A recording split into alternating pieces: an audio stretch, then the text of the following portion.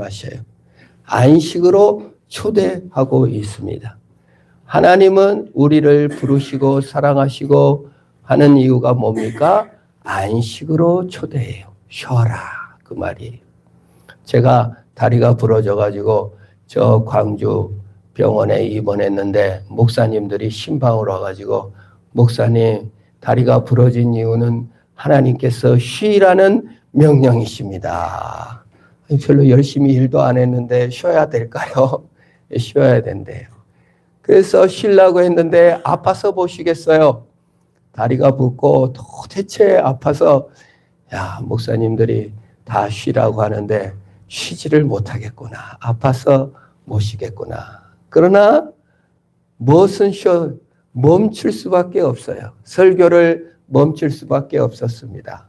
그래서 어떻게 하나 봤더니 아내가 제가 쓴 설교 원문을 다 여기다 띄워가지고 읽고 다 해결했다고 하더라고요. 그래서 쉰다는 게 이런 거구나. 내가 멈출 때 하나님께서 일하시고 다른 헌신자를 세워서 일하신다 하는 생각을 했습니다. 우리 노예에 거의 같은 시기에 발이 문지방에 넘어져가지고 딱 쪘는데 안 낫고 계속 피가 고여가지고 돌아다니지를 못하고 계시는 목사님이 우리 글을 올리셨더라고요. 암도 걸려서 수술도 하고 여러 질병을 겪어왔는데 다리 아픈 고통처럼 또 고통스러운 게 없다. 그분이 활동이 많으시거든요. 근데 가만히 집에 있으니까 너무 우울했다. 이런 말씀을 하시는 걸 들으면서 공감을 했습니다. 우리가요, 아프면 멈춰야 됩니다. 안식이라는 게 뭐죠? 멈춘다는 거예요. 왜 못 멈춥니까? 내 성취, 내 공로, 내 자랑 이런 것들을 멈출 수가 없어요. 왜? 그게 나니까요. 우리가 일을 멈추면은 돈은 누가 법니까? 어느 가장이 그래요. 정말 내가 쉬고 싶어도 나밖에는 일할 사람이 없어서 내가 일 안 하면은 누구를 자식들은 어떻게 하나 해서 이렇게 멈출 수 없다라는 고백을 합니다. 우리가 하나님 앞에 나올 때도 그래요. 주일날 쉬면 좋지만 또 일도 해야 되고 멈추면 안 될 것 같고 우리가 노동도 그렇습니다. 일을 해야 먹고 사는 걸로 압니다. 근데 하나님께서 요구하시는 건 뭐예요? 네 공로와 네 자랑과 네 직업과 네 지성으로 먹고 사는 것이 아니라 나의 안식으로 두라라 그 말이에요. 멈춰라 그 말입니다. 하나님이 공급해주고 하나님이 먹여주고 하나님께서 안식하게 한다. 네 공로와 네 자랑으로 살지 않고 하나님의 능력 안으로 두라라 그 말이에요. 우리 참 이거 어렵죠. 그럼 뭐 먹고 살아요? 예수 믿으면 돈이 나옵니까? 떡이 나옵니까? 그 말 쉽게 하죠 우리가.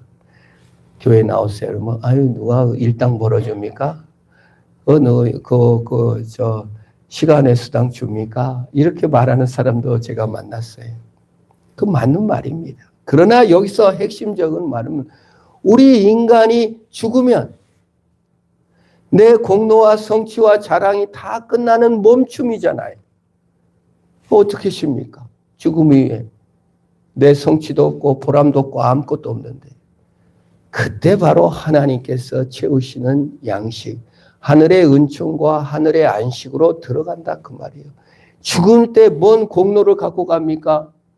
죽을 때 뭔 자랑을 갖고 갑니까? 학박사를 갖고 갑니까? 땅을 갖고 갑니까? 그냥 죽는 거예요. 그럴 때 죽음 이후까지 안식할 수 있는 거는 예수님이 날 위해 죽으시고 부활하신 예수 자랑, 예수 공로로 은총을 입어 영원히 쉬게 된다 그 말이에요. 우리는 못 쉬어요. 왜요? 공로 때문에 자랑 때문에 절대 못 쉽니다.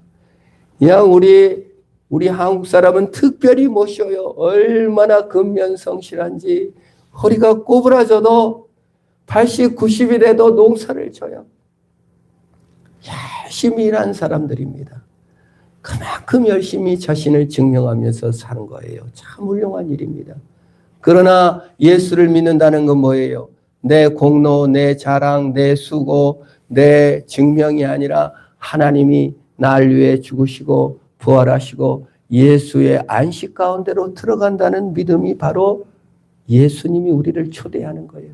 수고하고 무거운 짐진 자들아 다 내게로 와라. 내가 너희를 쉬게 하리라. 예수님께서는요.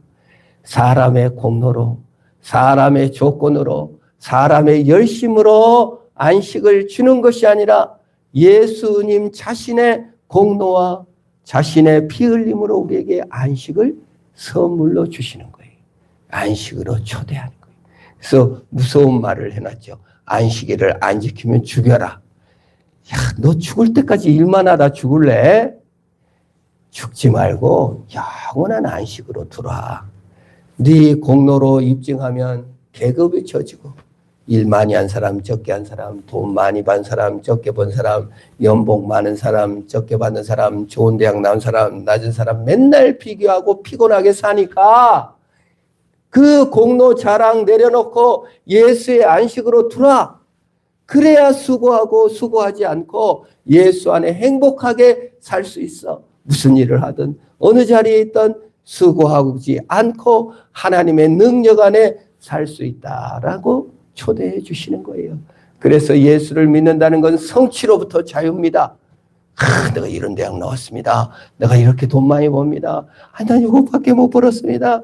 이런 것에서 얽매이지 않는 자유로운 안식인 거예요. 자신의 가치를 증명하는 것은 내가 아니고 하나님이기 때문에 안식할 수 있는 거예요. 무슨 일을 해도. 보상으로부터 자유입니다. 나 연봉 이거밖에 못 받았나? 내가 이렇게 억울한데 이거밖에 보상을 못 받았나? 내가 이만큼 일했으면 이만큼 받아야지. 난 자격이 있다. 그게 아니에요. 여러분, 자격이 생기면 피곤해요. 내가 남편으로 자격이 있는데 이거밖에 안 해. 당신 한 게 뭐 있어? 부인에게 그럽니다. 그러면 또 부인은 또 뭐라고 합니까? 당신이 나한테 해준 게 뭐 있어? 서울에 있을 때 유명한 로펌에 있는 변호사님이 우리 교회 다니셨는데 이렇게 한탄을 하는 거예요. 내가 돈 벌어다 주지, 집 크게 늘려놓았지, 아주 그냥 마음껏 했는데 집에 가면 아내가 당신이 나한테 해준 게 뭐 있어? 이런다는 거예요. 모든 여성들의 느낌일지도 몰라요. 남자는 자기 일을 하며 다 자기 일을 했다 생각하고 마땅히 보상해줬다고 생각하지만 여자는 따뜻한 사랑, 따뜻한 관심 언제 주었냐며 보상받지 못했다고 생각을 합니다. 그게 인간의 본성이에요. 예수 안에 들어간다는 건 무엇입니까? 보상으로부터 자유하는가 그 말이에요. 내가 요만큼 일했으니까 요만큼 주세요. 내가 이 정도 했으니 이 정도 대접해줘. 이런 데서 자유하는 거예요. 예수 그리스도 안은 예수님께서 다 이루셨으니 그를 받아들이는 믿음입니다. 그래서 좀 보상으로부터 자유하고 용서해야 돼요. 천국에 못 가는 사람들이요. 억울하게 어느 엄마가 천국을 못 가요. 그 왜 못 가냐? 천국 가라 그랬더니 내 아들 죽인 놈을 용서할 수가 없어서 천국에 못 갑니다. 보상을 못 받아서 못 간다는 거예요. 그 마음도 이해가 됩니다. 여러분, 자녀를 살해당했을 때 어떻게 용서가 되겠어요? 그러나 그리스도가 하신 일이라는 것은 보상으로부터 자유의 안식입니다. 하나님께서 받으셨고 하나님께서 용서하셨다는 그 믿음으로 그 보상 내려놓고 하나님의 상을 받는 것이 안식으로 들어가는 겁니다. 여러분, 보상으로부터 자유하기 축원합니다. 남편도 그래요. 자식들한테도 그래요. 이놈 자식아 내가 너를 어떻게 키웠는데 제발 이런 말 자녀에게 하지 마세요. 너가 있는 그대로 나의 기쁨이었다. 너는 하나님의 선물이었다. 이렇게 여기셔야 돼요. 부부간에도 마찬가지예요. 보상으로 생각하면요. 억울하고 분통 터져서 안 됩니다. 우리 매일 용서받잖아요. 매일 용서하고 관용하고 사는 것입니다. 세 번째 안식은 우상 숭배로부터의 자유입니다. 쉼이 없다는 건 뭐예요? 내가 그 직업이 없으면 그 일을 내가 안 하면 안 된다는 거예요. 그 우상일 수 있어요. 내려놓으셔야 돼요. 그거 없어도 하나님이 채우십니다. 내가 없어도 아내가 와서 다 설교하고 더 은혜로웠다고 하나님께서 이루어 가시는 겁니다. 그런데 그때 그 시간에 나한테 기회를 주셔서 헌신의 기회를 주신 것이죠. 그래서 쉼은요, 안식으로 초대는 은혜의 회복입니다. 그래서 오늘 주일날 나와서 말씀 듣잖아요. 회복을 위해 나오신 거예요. 은혜의 방편. 은혜 없이는 못 삽니다. 은혜로 삽니다. 라는 증거로서 쉬는 거예요. 내가 일할 수 있죠. 난 돈으로 안 삽니다. 주님이 은혜 주셔야 삽니다. 그 표식이 뭐예요? 예배예요. 나 돈으로 안 삽니다. 돈 없어도 삽니다. 그 뭐예요? 헌금이에요. 너무 귀한 거를 주님께 드립니다. 이게 우리 마음이에요. 회복되는 거예요. 여러분 우선순위를 회복하면요. 모든 것이 풀려요. 참 남편이 아내를 최우선순위로 생각한다는 사인을 주면 아내가 기분이 확 풀려요. 변호사로서 집도 사주고 명품백도 사주고 옷도 사주고 다 사줬는데 사소한 거 남편이 사소하게 아는 거 뭐 이렇게 좀 친절한 말 이런 거 없으면 네가 해준 게 뭐 있냐 이렇게 나온다는 거죠. 우리가 우선순위를 회복하다 그 말이에요. 하나님 앞에 은혜 받을 기회 예배를 회복할 때 하나님께서 회복시켜 주는 거예요. 두 번째 회복이 뭡니까? 리듬의 회복이에요. 이번에 토요일 쉬기 기었잖아요. 토, 일, 월, 화, 수 5일을 쉬었잖아요. 여기 체육관도 5일간 문을 닫았어요. 매일 제가 규칙적으로 나가 운동하려고 애를 쓰는데 5일 만에 갔더니 사람들이 어느 사람은 병원에 입원했다. 어떤 사람은 막 목이 나보다 더 꽉 잠겨가지고 목감기 걸렸다. 그리고 또 사람 와가지고 진짜 5일 동안 먹는데 쉬었는데 입에 막 다 불어텄대. 더 피곤하다. 리듬이 깨지니까 더 힘들더라 그 말입니다. 그렇습니다. 우리가 주일날 하나님께 예배하고 주님 앞에 나올 때 뭐가 회복됩니까? 영적 리듬이 회복되는 거예요. 쉬어야 회복되는 겁니다. 몸만 그냥 누워있는다고 쉬는 게 아니라 하나님 앞에 예배하고 기도할 때 하나님께서 우리를 회복시켜 주시는 영적 리듬과 육체적 리듬까지 회복시키는 역사가 있는 줄 믿습니다. 하나님 앞에 예배 드릴 때 말씀 들을 때 우리의 영을 회복시켜 리듬이 살아나는 거예요. 우리는 창조 작품으로서 회복입니다. 우리 세상을 살면 뭐예요? 다 도구로 합니다. 너 몇 점짜리 인생이냐? 연봉이 얼마냐? 결혼은 했냐? 자식은 낳냐? 전부 다 그렇죠. 제가 이번에 설에 갔는데 결혼 정년기에 결혼했냐? 이러고 다 스트레스 받잖아요. 연봉 얼마 받냐? 다 스트레스 받잖아요. 근데 우리 조카 하나가 결혼했냐? 다 물어보는데 스트레스 안 받고 네 합니다. 11월에 합니다. 11월에 합니다. 할지 안 할지 아무도 몰라. 근데 그렇게 또 대답을 하면서 둥실둥실 넘어가더라고요. 참 우리가 사람들을 다 어디를 가도 조건과 행위와 또 실적과 이런 것으로 나를 평가하고 이렇게 힘들게 한 것이 세상입니다. 그런데 하나님 앞에 안식으로 초대는 뭐예요? 너는 도구도 기계도 실적도 아니라 나의 위대한 걸작품이다. 그게 안식으로서 초대예요. 너는 네 실적, 네 행위, 공로가 아니라 위대한 작품이다 라고 하나님께서 불러주시고 회복시켜 주시는 줄 믿습니다. 그러므로 우리가 하나님께 염려를 맡길 수 있는 거예요, 여러분.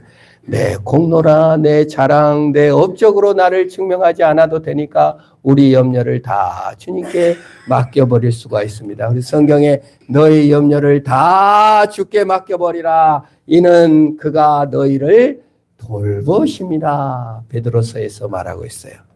염려를 주께 맡기시기를 축원합니다. 내 공로 좀 없으면 어떻습니까? 내가 좀 초라한 모습으로 살면 어떻습니까?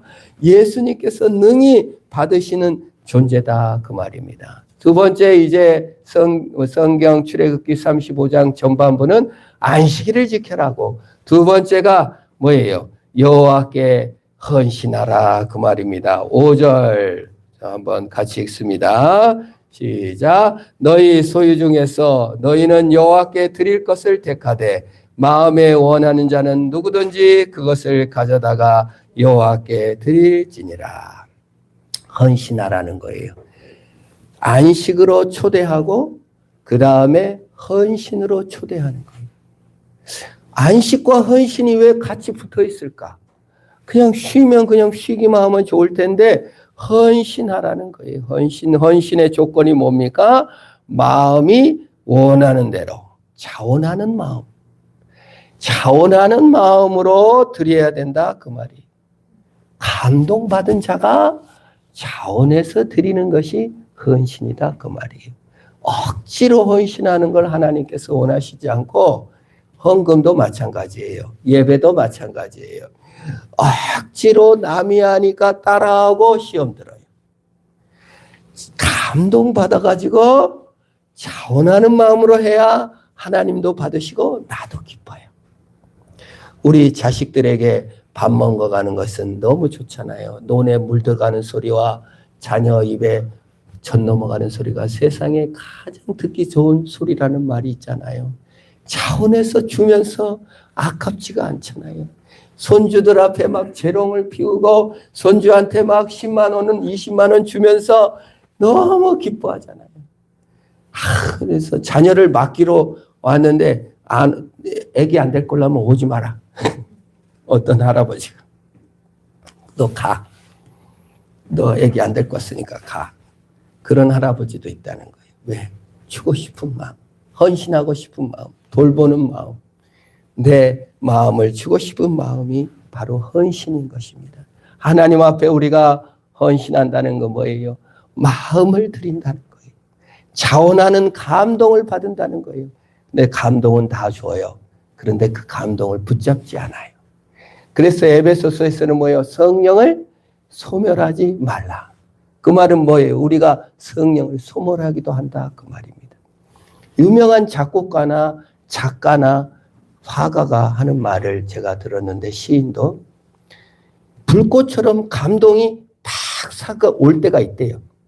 근데 그 감동을 딱 잡고 그걸 계속 그 글을 쓰고 또 작곡을 한다는 거예요. 베토벤의 운명공화국도 딱 한 소절이라는 거예요. 감동은 딴딴딴딴 요게 계속 변주인데 그 음이 딱 감동으로 왔을 때 그걸 놓치지 않고 붙잡고 계속 곡을 썼다는 거예요.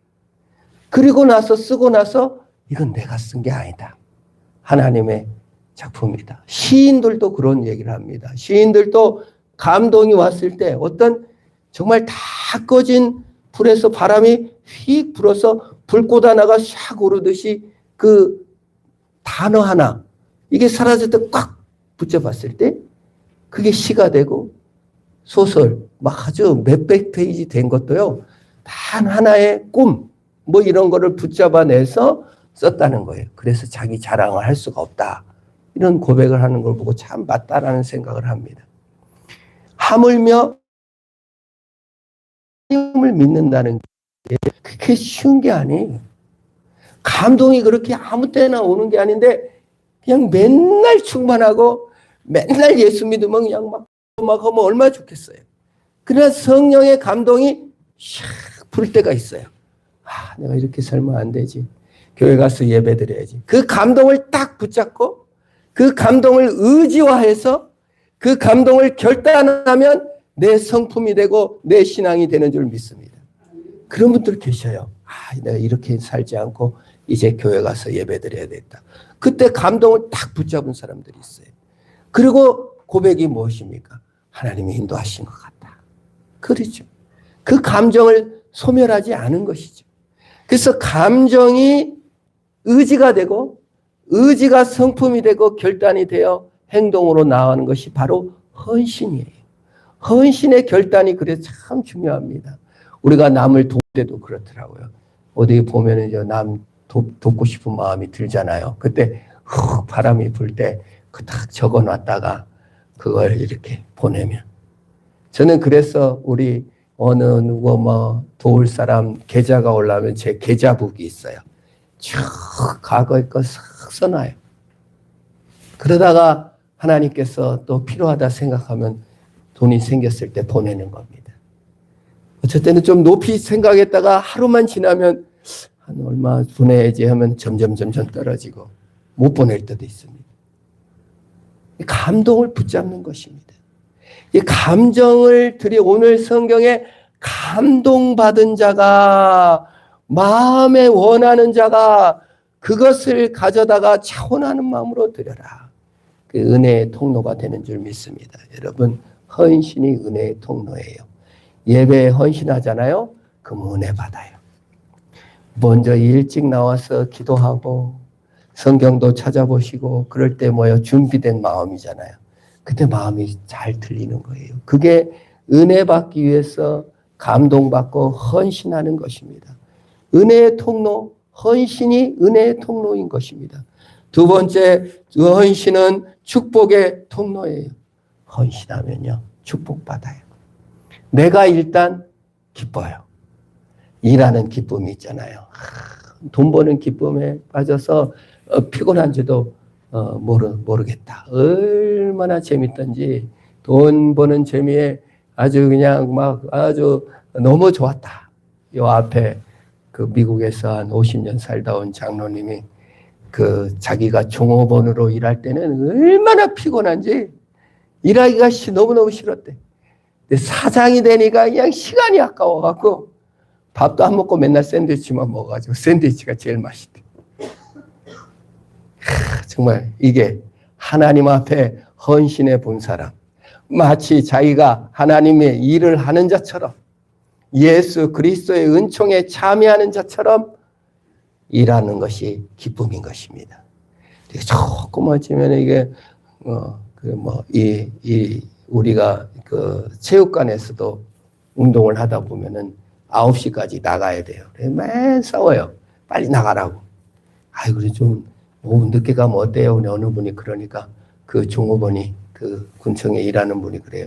당신이 시간에 수당 줄 거예요? 아무 말 못하고 나가는 걸 옆에서 지켜봤습니다. 우리 마음이라는 게 그렇습니다. 보상받아야 되고 뭘 해야 되는 마음입니다. 하나님 앞에 보상받는 것이 아니라 하나님 앞에 즐거이 헌신하는 것은 무엇입니까? 그런 보상이 아니에요. 예수 믿고 축복받는다는 게 무슨 돈으로 물질로가 아니라 마음의 기쁨. 나에게 이런 일자리를 주시다니. 주님의 형상에 동참하는 것이며 주님의 영광에 동참하는 것이며 예수의 일에 동참하는 거예요. 구레네 사람 시몬이 억지로 끌려갔지만 예수님의 십자가를 지는 역사가 있었다 그 말이에요. 피적피적 못 지시는 예수님의 십자가를 진 것입니다. 우리 인생은요 항상 그 두 가지의 길이 있어요. 하나는 바라봐. 내가 죽어야 되는데 예수님이 죽었구나. 두 번째 길은 뭐예요? 예수님의 십자가에 동참하는 것입니다. 주님의 은혜에 동참하는 겁니다. 예수님이 못 지신 십자가 내가 지는구나. 왜 못 지시겠어요? 그러나 나에게 위임해 주신 거예요. 그게 예수님입니다. 조선시대의 가장 융성한 왕이 세종대왕이었습니다. 그 아버지 이방원 나쁜 놈이었지만 사람 많이 죽였습니다. 그러나 그는 살아있는 상태에서 왕권을 세종에게 온전히 위임해주고 세종의 왕권을 뒷받치했어요. 그래서 세종이 빛난 거예요. 그런데 영조는 왕권을 안 물려줘. 자기 자식을 의심해. 얼마나 의심하고 시험해보고 그래 자기 자식을 뒤주에다가 감겨가지고 굶겨갖고 그 땡볕에 말라 죽이잖아요. 우리 하나님은 영조가 아니라 참 하나님, 이방원보다 더 나은 하나님. 하나님이 다 하실 수 있지만 우리에게 왕권을 이양해줘서 하나님의 일을 성취하고 계십니다. 그래서 우리의 헌신이 값진 거예요. 우리의 기도가 값진 거예요. 우리가 선교사님을 위해 기도할 때가 있잖아요. 그러면 천국에서는요, 기도한 상이나 선교 나간 선교사 상이나 똑같아요. 바다 밑세속에다가 던져놓고 산소 공급기를 눌러줘야 살지 라고 말하는 겁니다. 이게 헌신이에요. 우리가 크게 일은 못해도 집에서 누워서라도 또 다리가 아파서 연약해져 교회 못 나올 때 선교사를 위해 기도하고 교회를 위해 기도하고 북한을 위해 기도할 때 하나님께서 천국에 가면 상이 똑같은 줄 믿습니다. 네가 남을 위해 살지 않고 기도의 삶을 살았구나 라고 말씀해 주실 거예요. 우리는 그 길을 갑니다. 예수의 길, 작은 예수가 될 기회를 주신 거예요. 그래서 때로 고난을 주시고 그래서 때로 좌절을 주셔서 너 그 좌절, 그 연약함, 네 맘대로 안 되는 그 상황 속에서 하나님의 뜻을 바라보고 행위와 공로를 의지하지 않고 사람의 성취가 아닌 예수의 헌신으로 나아가게 하시는 것입니다. 오늘 사는 성도 여러분, 주님은 우리를 안식으로 부르셨습니다. 내 공로와 자랑이 아닙니다.